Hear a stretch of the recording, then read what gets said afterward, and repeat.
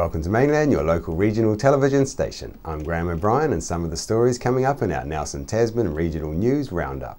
What's going on with our water? Was the Trafalgar Centre closed unnecessary? White ribbon riders roar off for good cause, and much more. A controversial issue that has so far not made many waves is the one of iwi claim to water rights. David Round, who teaches law at the University of Canterbury, quotes Minister of Environment Nick Smith as having the brilliant idea that Māori rights and interests in water could be dealt with by giving them an effective voice in the process, catchment by catchment. And the government may set criteria by which local iwi can get preferential access to water. So what is going on at central and local government level over rights to our water? Winston Peters was asked this very question when he was in town last week. Well, what's going on basically is that you've got secret discussions between a group of iwi authorities and government. The government has told you one thing, but what they're telling the iwi is something else. That's a fact. Remember the government, the National Party statement, that the water belongs to everybody? Well, if you believe that that's the stance they're taking now, then you're a very trusting person. Because our discussions say that it's otherwise, as they have done on countless other things. For example, you surely know that on the Northern Super City, on the Auckland Super City, there is a body there that's not elected, and it's causing enormous angst for Māoridom now. But who put it in place? It was a National Party that did that. You know, separatism based on race, without any consultation with either the population of Auckland or, for that matter, the Māori people, which probably explains why now Auckland has discovered it's got 19 iwi. We thought it had one. Tasman District Council states it is having ongoing discussions with iwi on a number of subjects, of which water is a key one. Mainland understands that there is already an agreement between Tasman Council and iwi about how it will allocate surplus water from the Motueka River. Nelson Council has responded with a short reply of, "We are not considering water ownership, this is a matter for central government." The South Island leg of the White Ribbon campaign kicked off Tuesday morning with the roar of 30+ motorcycles leaving Zumo Cafe in Nelson. The cafe invited people to sign the pledge to never use violence against women. White Ribbon's aim is to change men's attitudes and behaviours, predominantly through men talking to men. With some of the biggest and bravest in our communities, such as those from the Patriot Motorcycle Club, leading by example and being the ambassadors for the White Ribbon campaign, showing that violence is not acceptable or the way to deal with their anger issues.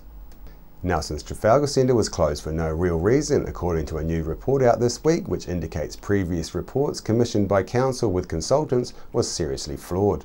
I spoke to concerned ratepayer, former Nelson City Councillor and retired builder Kerry Neal, who has been following the centre's closure from the outset, about this new report.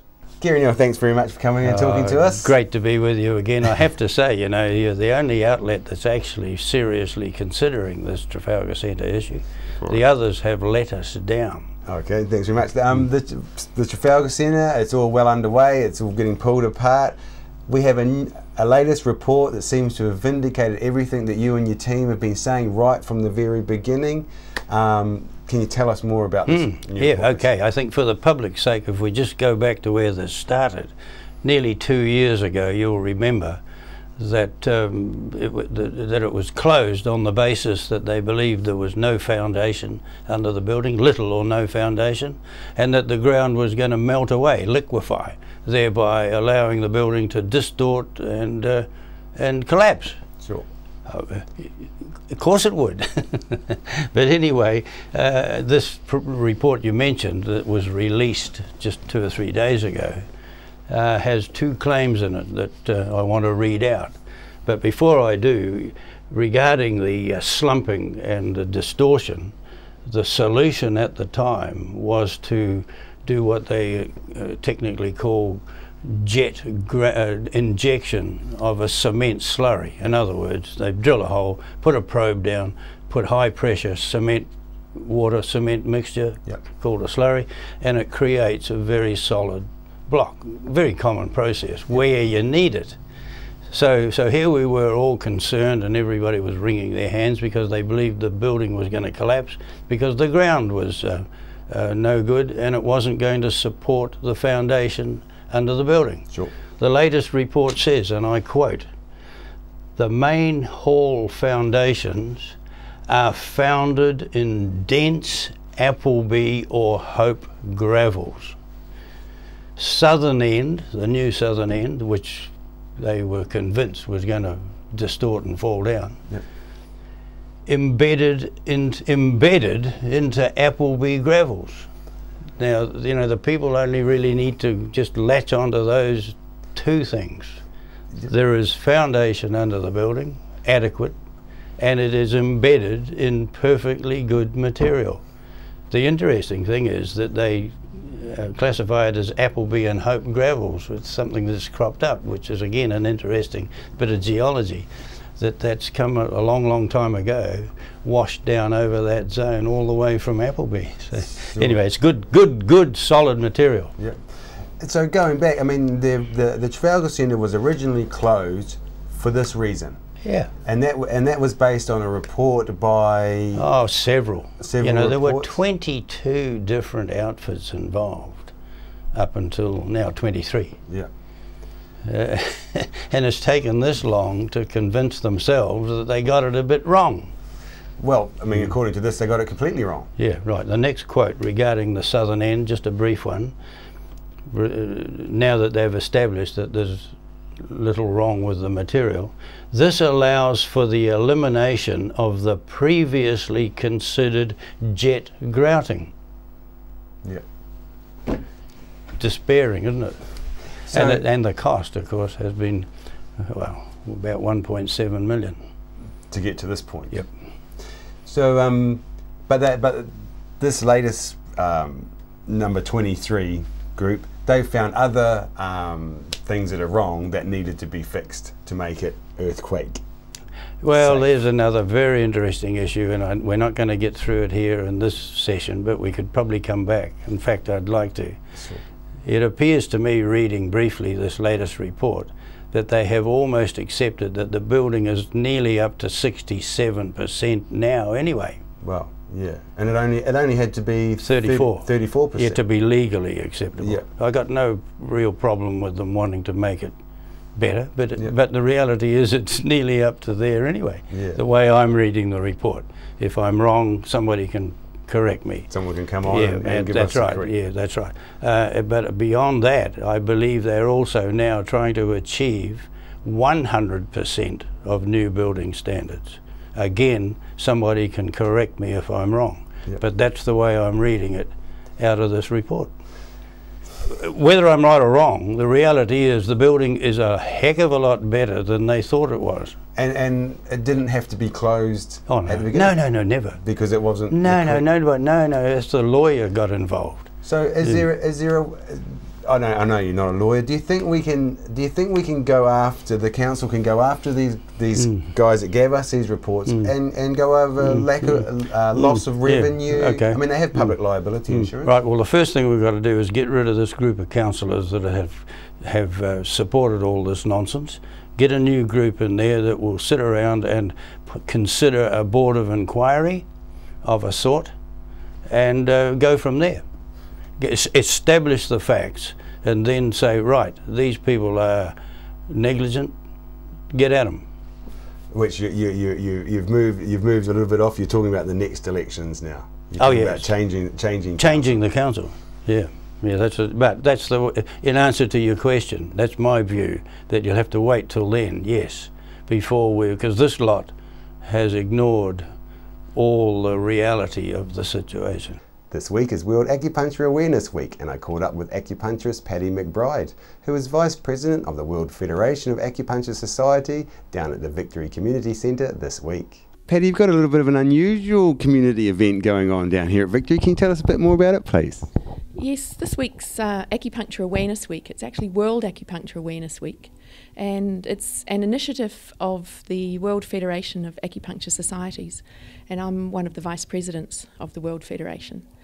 And in 2013 it was decided that we would combine our forces on this particular week, the 16th to the 22nd of November every year, and try to raise the awareness of acupuncture throughout the different communities throughout the world.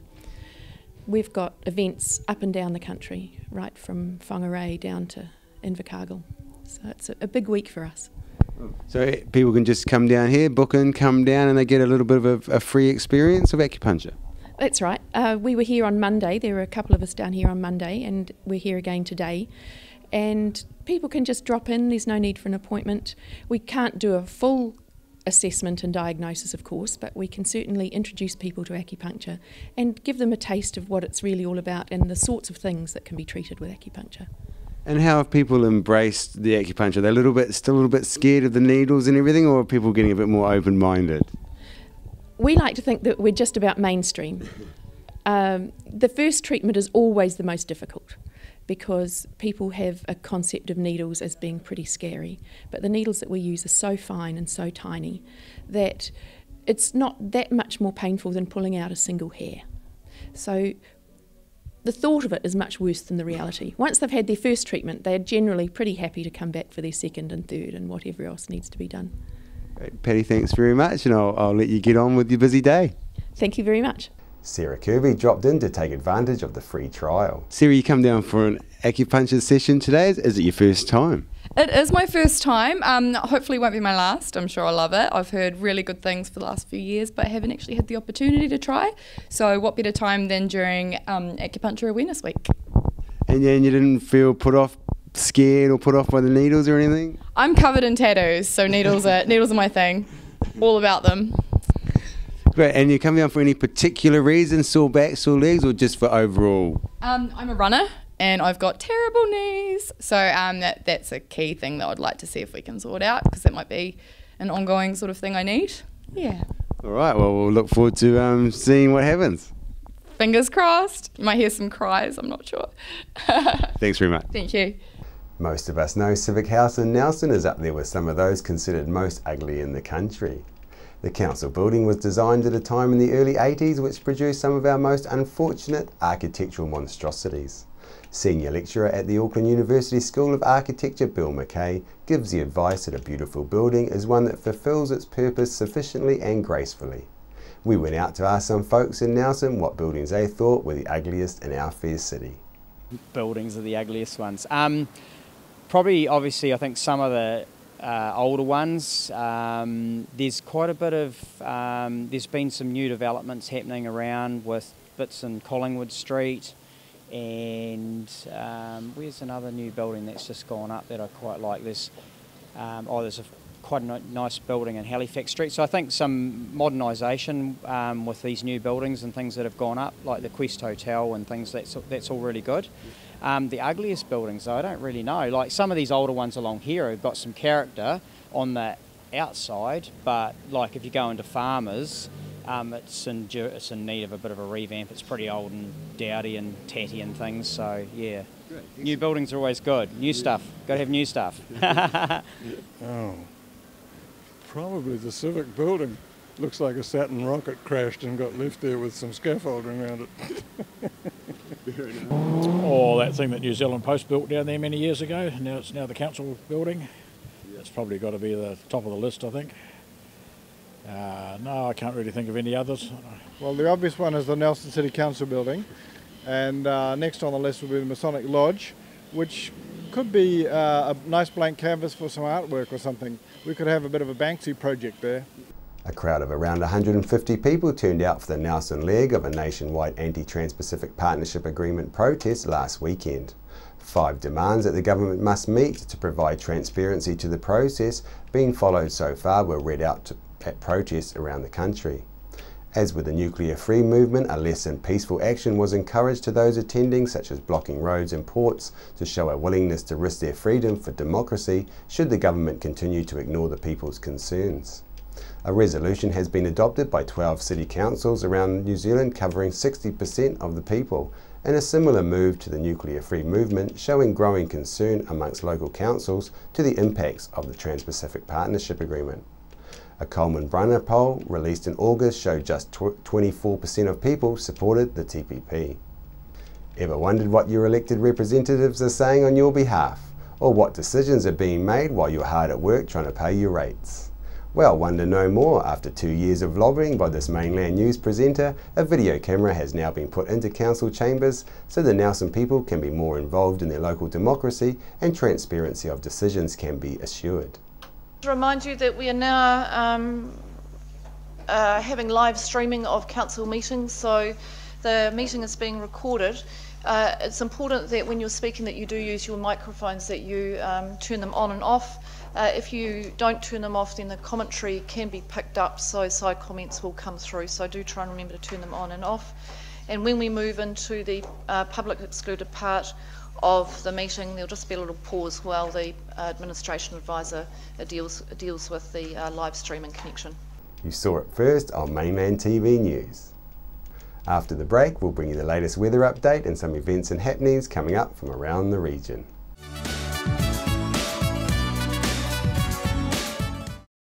Why would you want to pay as much as $1,000 for a single bed mattress when you can buy a high quality locally made mattress like this for as little as $220? And a queen size mattress could cost you in excess of $3,000, but at Nelson Beds you could have a mattress like this as low as $425. So why would you go out and spend a fortune on your child's bedroom when you can come to Nelson Beds and buy a complete single mattress and base set, a 7-drawer Scotch chest, a headboard and a 3-drawer bedside cabinet for as little as $979? So call and discuss our custom manufacturing options and local after sales service at Nelson Beds, Nelson's only bedding manufacturer.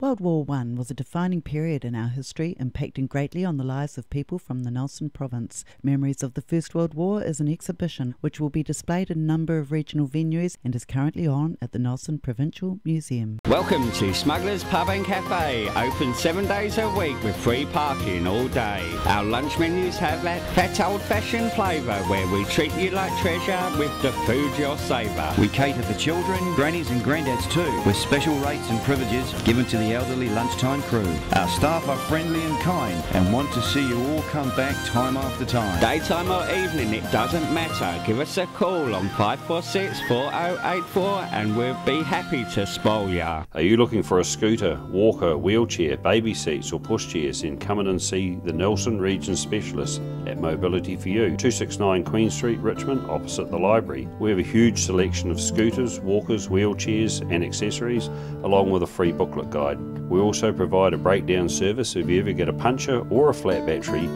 We have fully equipped service vans to rescue you. Hi, I'm Robin Jordan and I invite you to call in and see the friendly team at Mobility for You, 269 Queen Street, Richmond, opposite the library. We're the team at JCar, right here in Nelson, 120 Hardy Street. Our shop is full of electronic items, including security alarm systems, electronic components, solar and power, electronics, toys,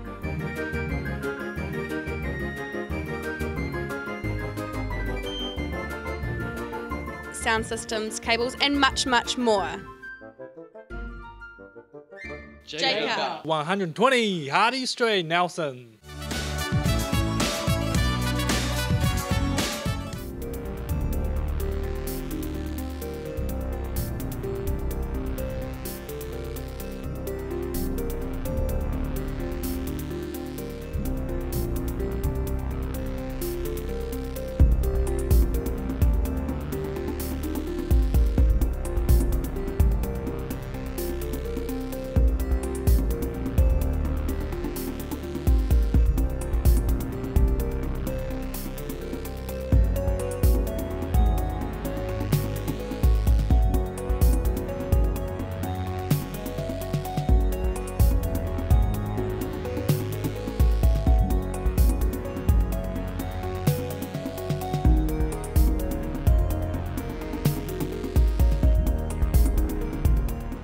For those interested in our New Zealand native eel, a viewing of an educational film, Long Fin, is taking place at various venues next week. The first is at Jester's House in Tasman, Monday the 23rd at 7:30 p.m, Wednesday the 25th at 6:30 p.m. at Richmond Library, and Thursday the 26th at 5:30 p.m. at Victory Community Centre. Sit and Be Fit is on at the Victory Community Centre Tuesdays and Thursdays at 10 a.m. at the Victory Community Church, 238 Upper Vanguard Street. On behalf of the team here at Mainland Television News, thank you for joining us.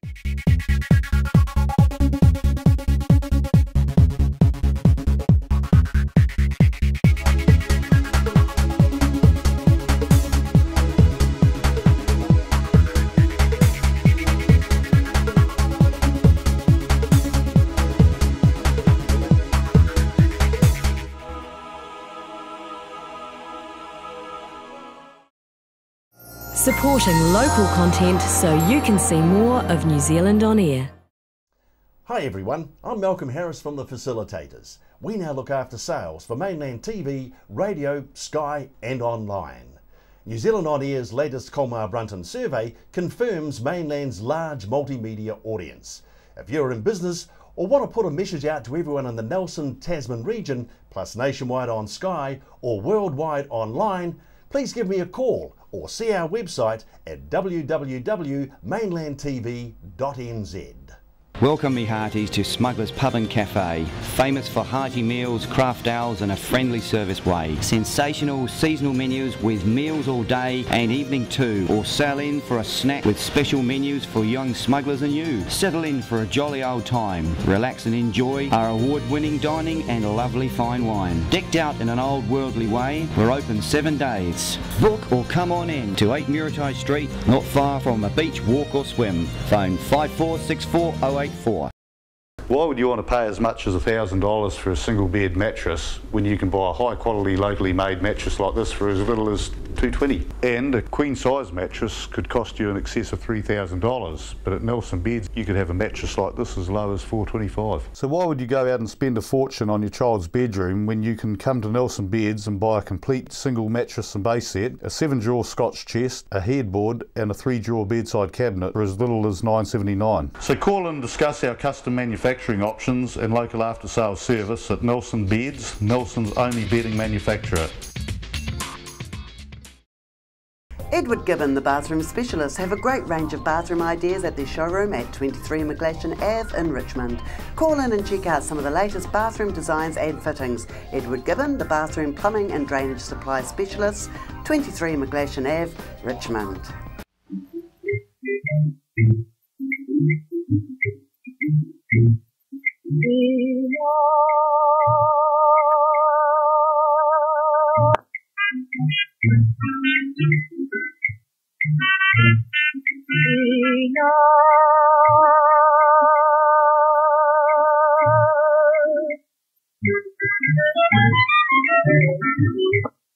For peanuts you will long for later on, to make a peanut and the will be gone, and then I am sure you will restore.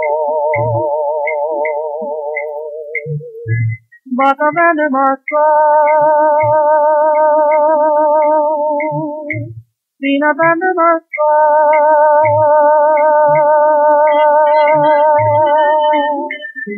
Little house like that, the shadows start to creep. Buy a bag of peanuts now before you sleep.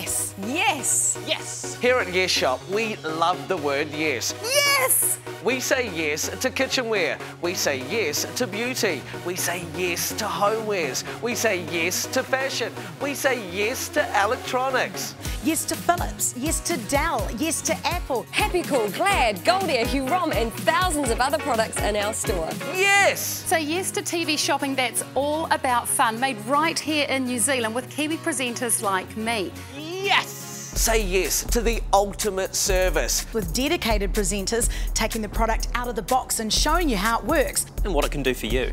Say yes to our international buying power. That lets us bring you the best bundles at the best bargains. All from the comfort of your own home. 24 hours a day. So what are you waiting for? There's nothing quite like it. Come with me. Say yes to Yes Shop. Yes! Nelson Tire Center. Great prices, great service. Buy your own Bryford trailer. All types, all sizes. See Colin Douglas for your tires and batteries.